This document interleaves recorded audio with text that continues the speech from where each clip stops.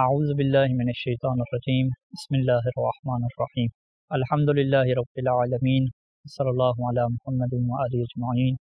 واللعنۃ الدائمۃ علی اعداء محمد وآل محمد اما بعد وفقنا اللہ وإیاکم للعلم والعمل الصالحین انشاءاللہ تعالی۔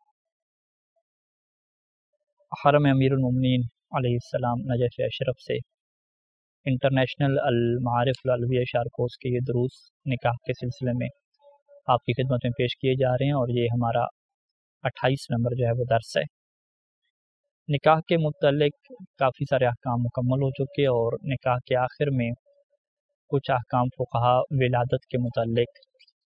اور اولاد کے متعلق کیا ذکر کرتے ہیں، تو اسی سلسلے میں ہم کچھ احکام کیا ہے آپ کی خدمت میں پیش کرنے جا رہے ہیں۔ سب سے پہلا موضوع ہمارے پاس یہ ہے کہ کیا انسان کے پاس یہ اختیار ہوتا ہے شریعت کی طرف سے کہ وہ بچے پیدا نہ ہونے دے، اور بچوں کو کنٹرول کرنے کے لیے، برتھ کنٹرول کے لیے کون سے طریقے اپنانا جائز ہے؟ اس حوالے سے فقہ کیا کہتی ہے، سید ثانی دامت ظل العالی کے کیا نظریات ہیں؟ سب سے پہلی بات آپ کی واضح کرتے چلیں کہ اگر حمل ہو جائے اور جس سے ہم کہتے ہیں انعقاد نطفہ ہو جائے، چاہے 1-2 دن کی کیوں نہ ہو، تو اسے ایبورشن کروانا، حمل کو گرا دینا، یہ جائز نہیں ہوتا۔ یہ انشاءاللہ ہم تفصیلی اس کے اوپر گفتگو کریں گے۔ لیکن حمل گرائے بغیر کسی ایسے طریقے کو اپنانا کہ جس میں اصلاً وہ نطفہ انعقاد ہی نہ ہو، یعنی جو سپرم ہے وہ ایگ کے اندر، بیضہ کے اندر وہ جائے ہی نہیں، اور اس طریقے سے جسے عربی میں تخصیب کہتے ہیں، اس طرح کا عمل بھی نہ ہو، یعنی اس طریقے سے آپ کنٹرول کریں کہ نطفہ جو ہے وہ بیضہ تک پہنچ ہی نہ پائے، اور پہلے ہی کیا ہے اس کا راستہ روک دیا جائے۔ اسے کیا کہتے ہیں کہ ایسے طریقوں کو اپنانا کہ جس میں حامل ہی نہیں ہوگا، حامل ٹھہرے گا ہی نہیں، بلکہ نطفہ کیا ہے اندر جائے گا ہی نہیں بیضہ تک۔ تو یہ جتنے طریقے ہوں گے یہ سارے کے سارے جائز ہوں گے، اور کچھ اس کی شروط ہوں گی کہ جس میں سے بنیادی شرط یہ رہتی ہے کہ ایسے طریقے کے استعمال سے خاتون کو کوئی ایسا نقصان نہیں ہونا چاہیے کہ جسے فقہ میں جو ہے وہ ضرر بلیغ کہا جاتا ہے۔ ضرر بلیغ اس نقصان کو کہتے ہیں کہ جس میں انسانی جسم کے جو اعضاء ہیں وہ ضائع ہو جاتے ہیں، جیسے گردے ضائع ہو جانا، ہارٹ کی پرابلم بن جانا، آنکھ کا ضائع ہو جانا، پورے ہاتھ کا ضائع ہو جانا، اس طرح کی۔ اگر کوئی بخار کی کیفیت بنتی ہے، یا ماہواری کے ایام آگے پیچھے ہوتے ہیں، یا صحت کا کچھ نقصان ہوتا ہے، تو وہ ضرر بسیط کہلائے گا، وہ حرام نہیں ہوتا۔ اتنا بڑا جو صحت کا نقصان ہے وہ نہیں ہونا چاہیے۔ لہذا برتھ کنٹرول کے لیے جو ہمارے پاس قانون آتا ہے اس کی پہلی شک یہی رہتی ہے کہ بالکل جو ہے وہ نطفہ اندر جائے ہی نہیں، بیضہ تک ہی نہ پہنچے، پہلے ہی اس کا راستہ روک دیا جائے۔ اور دوسرا کیا ہے کہ اس طریقے کی وجہ سے خاتون کے جسم کو اور صحت کو ضرر بلیغ نہ پہنچے کہ جس میں اس کے اعضاء ضائع ہونے کا خطرہ ہو، اس طرح کا کوئی یہاں پہ خطرہ اور رسک نہیں ہونا چاہیے۔ تو انشاءاللہ یہ تفصیلات ہیں جس کو ہم کیا ہے آپ کے سامنے پیش کریں گے۔ سب سے پہلے ہم آ جاتے ہیں کہ جو عزل کا طریقہ ہے، یعنی ڈسچارج کرنا، باہری ڈسچارج کر دینا، کیا یہ جائز ہے یا جائز نہیں ہے؟ تو یہ کام جائز ہے، اور فقہ نے جو ہے وہ اسے جائز قرار دیا ہے، اسے حرام نہیں قرار دیا۔ اس میں اگر بیوی منع کرتی ہے کہ تم جو ہے وہ اندر ڈسچارج نہیں کرو گے، تو بیوی کے پاس یہ اختیار نہیں ہے، شوہر کی یہ کیا ہوتی ہے، مرضی ہوتی ہے۔ دوسرا یہ ہے کہ طریقہ جو ہے برتھ کنٹرول کرنے کا، وہ کنڈوم کا استعمال کرنا، ایسی چیز کا استعمال کرنا کہ جس میں جو منی ہے پھر وہ اندر نہیں جائے گی، نطفہ اندر نہیں جائے گا۔ یہاں پہ سید ثانی دامت ظل العالی نے یہ شرط رکھی کہ احتیاط واجب کے طور پر یہاں پہ بیوی کا راضی ہونا ضروری ہے۔ اگر بیوی اس چیز سے منع کر رہی ہے تو مرد جو ہے وہ کنڈوم کا استعمال نہیں کر سکتا۔ تیسرا جو طریقہ استعمال ہوتا ہے کہ کوئی ایسی دوائیاں خاتون کھائے، کوئی ایسی ٹیبلٹ کھائے کہ جس کی وجہ سے اس کا جو نطفہ ہے، اس کا جو حمل ہے وہ نہیں ٹھہرے گا۔ تو یہاں پہ سید ثانی دامت ظل العالی نے لکھا کہ اس طرح کا استعمال اور ایسی دوائیوں کا کھانا جائز ہوتا ہے، شرط یہی رہتی ہے کہ خاتون کو کسی بڑی بیماری کا خطرہ نہ ہو، کوئی ضرر بلیغ کیا ہے اسے نہ پہنچتا ہو۔ اور یہاں پہ ایک اور سوال کا جواب بھی لکھا سید ثانی نے کہ اس طرح کی دوائی کھانے کے لیے کیا شوہر کی اجازت ضروری ہے یا شوہر کی اجازت ضروری نہیں ہے؟ تو सैयद ने ये जवाब लिखा कि यहाँ पे शोहर का राज़ी होना ज़रूरी नहीं है, शोहर की इजाज़त के बगैर भी खातून ऐसी दवाइयाँ खा सकती है कि जिसकी वजह से उसका हमल ही नहीं ठहरेगा। फ़कत इसमें कानून क्या रहता है कि इस तरीके से ना हो कि जिसमें जो शोहर के हुकूक हैं जिमा के हवाले से, जिनसी इस्तिमताअ के हवाले से, वो ज़ाया होते हों। अगर शोहर के हुकूक इसमें ज़ाया नहीं हो रहे तो खातून के पास ये इख्तियार रहता है कि वो खुद से ही अपनी मर्ज़ी से ऐसी दवाइयों का इस्तेमाल करे कि जिसमें उसका हमल ही ना ठहरे। और चौथा जो तरीका है कि रिंग वगैरह रखवा लेना, कोई ट्यूब रखवा लेना, तो ये भी जायज़ होता है, लेकिन इसमें बुनियादी शर्त यही रहती है कि ये रखने वाला जो है वो उसका शोहर होना चाहिए। अगर जो है वो शोहर उसका डॉक्टर नहीं है, कोई खातून रखती है, कोई नर्स और डॉक्टर रखती है, या लेडी डॉक्टर रखती है, कोई मर्द रखता है, तो फिर भी ये जायज़ नहीं होता, क्योंकि इसके लिए खातून को अपनी शर्मगाह से जो है वो हटाना पड़ता है लिबास, और उसको जो है वो देखना पड़ता है। अगर यानी बगैर देखे, यानी इसकी शर्मगाह को देखे बगैर और हाथ लगाए बगैर अगर ऐसा ऑप्शन मौजूद है तो वो तो ठीक है, लेकिन अगर शर्मगाह इसे दिखाना पड़ती है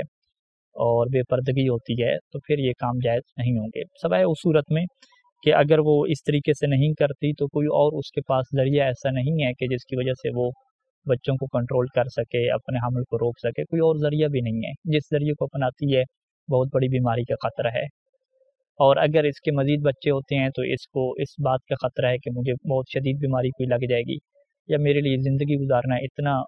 हरज बन जाएगा कि जिस हरज को आम तौर पे बर्दाश्त नहीं किया जा सकता, जो नाकाबिल बर्दाश्त होता है। तो फिर ये वो हरज और ज़रर और कुछ मजबूरी के ऐसे मवारिद होते हैं कि जिसमें एक खातून को ये इजाज़त मिलती है कि वो बेपर्दगी करे और अपनी शर्मगाह क्या है लेडी डॉक्टर के सामने या किसी के सामने क्या है खोले, इस मजबूरी के तहत फ़कत। लेकिन अगर ऐसी कोई मजबूरी नहीं है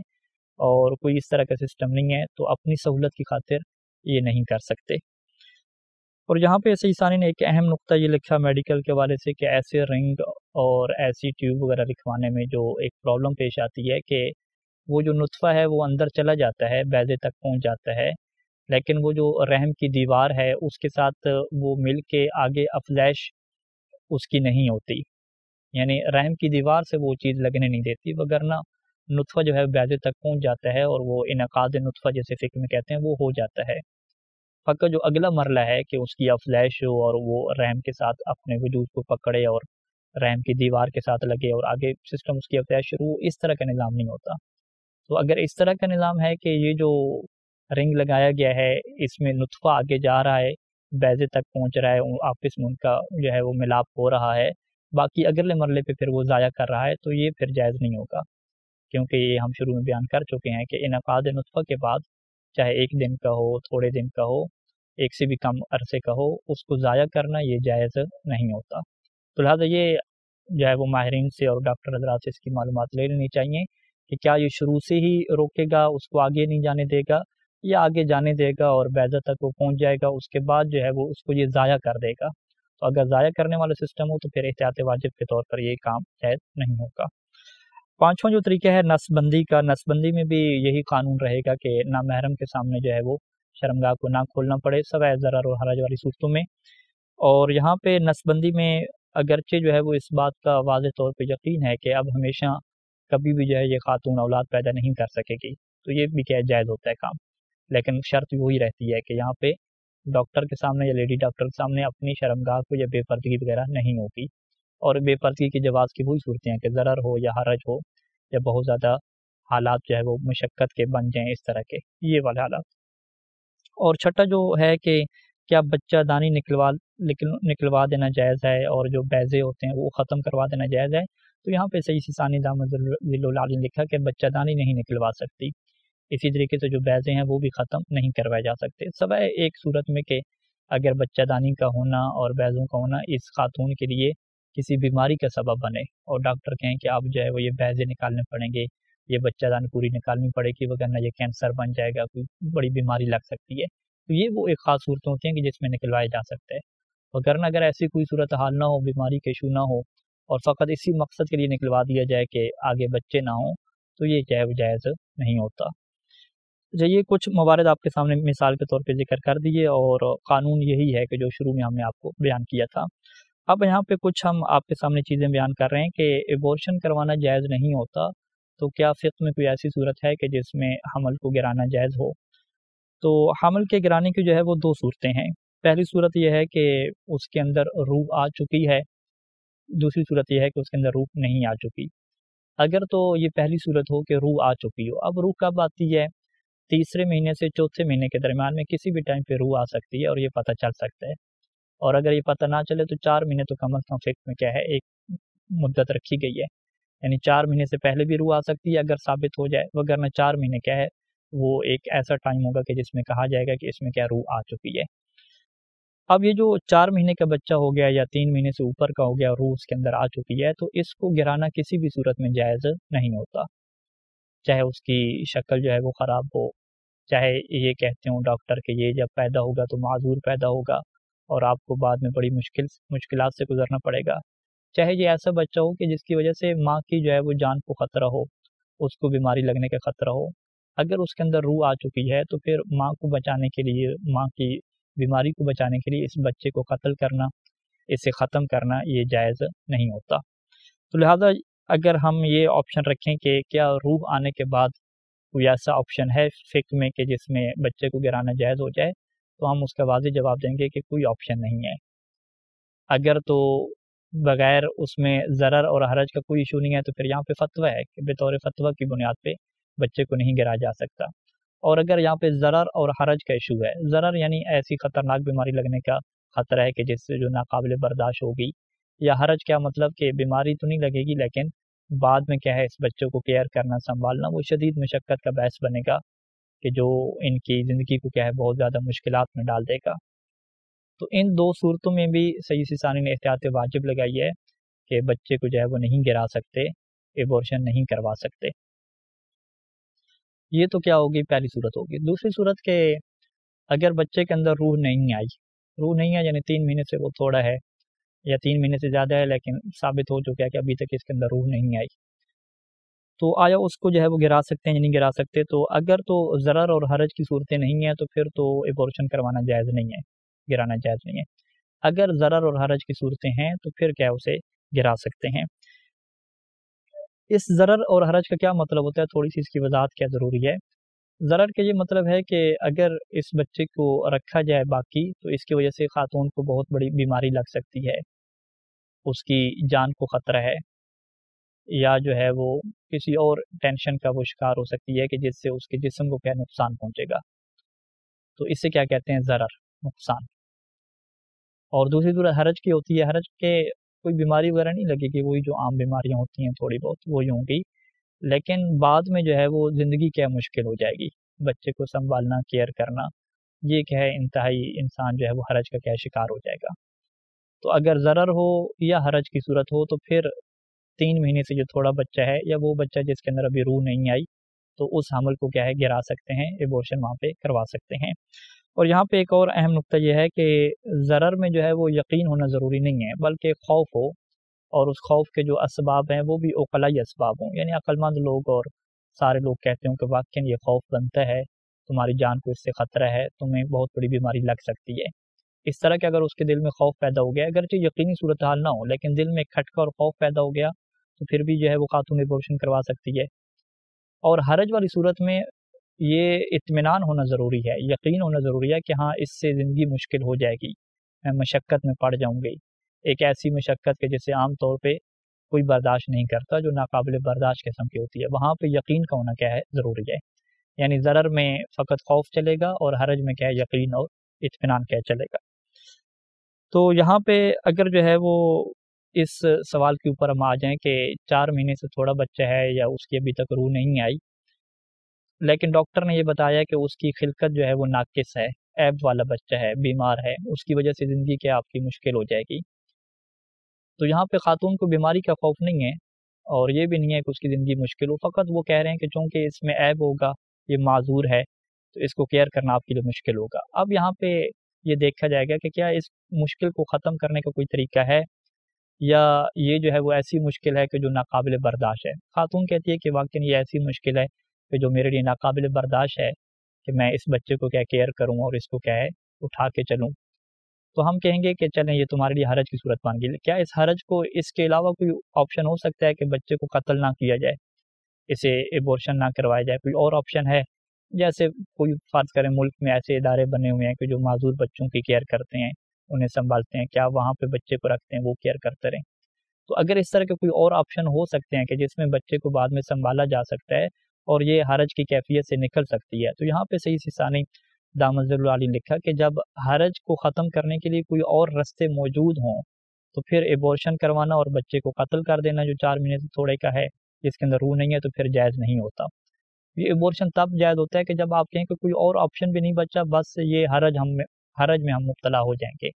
بس یہ مشقت میں ہم پڑ جائیں گے، زندگی بڑی مشکل ہو جائے گی۔ اگر فقط یہی ہو اور اس کا ختم کرنے کے ایک ہی ذریعہ ہو کہ ایبورشن کروایا جائے، تو پھر وہاں پہ کیا ایبورشن کروا سکتے ہیں، اور شرط وہی رہے گی کہ بچے کے اندر ابھی روح نہ آئی ہو۔ اگر اس کے اندر روح آ چکی ہے تو پھر تو احتیاط واجب کے طور پہ جائز نہیں ہوگا۔ تو یہاں پہ کچھ علماء نے لکھا ہے کہ یہ صورتحال بڑی شاذ و نادر قسم کی ہوگی کہ ایسے بچے کو کیئر کرنا، معذور بچے کو اٹھانا کے لیے کوئی ادارے بھی نہ ہوں ملک میں، اور کوئی اور لوگ بھی اسے ہینڈل کرنے والے نہ ہوں، اور یہ کہیں کہ بس یہ ہمارے اوپر آ گئی ہے اور ہم زندگی مشکل سے گزاریں گے اور مشکلات کا شکار ہو جائیں گے۔ یعنی ایسا فرض کرنا کہتے ہیں بہت بعید ہوتا ہے، یعنی ایسا ہوتا نہیں ہے، عام طور پہ کامن کیس یہ نہیں ہے۔ اچھا، بہرحال تو اگلا یہاں تک کیا ہے، ہمارے سامنے چیزیں واضح ہو گئی ہیں کہ 4 مہینے سے جو چھوٹا بچہ ہوتا ہے جس کے اندر روح ابھی نہیں آتی، اس حمل کو کیا ہے گرانے کی صورتیں اور ایبورشن کروانے کی جو جواز کی صورتیں ہیں وہ ضرر اور حرج کے اندر کیا ہیں موجود ہیں۔ اب ایک اور فقہ میں مسئلہ یہ ڈسکس ہوتا ہے کہ اگر جو جسمانی ضرر ہے وہ بھی نہ ہو اور حرج کا بھی کوئی ایشو نہ ہو، فقط ایشو یہ ہو رہا ہو کہ وہ کہیں گے کہ ہماری تنخواہ کم ہے،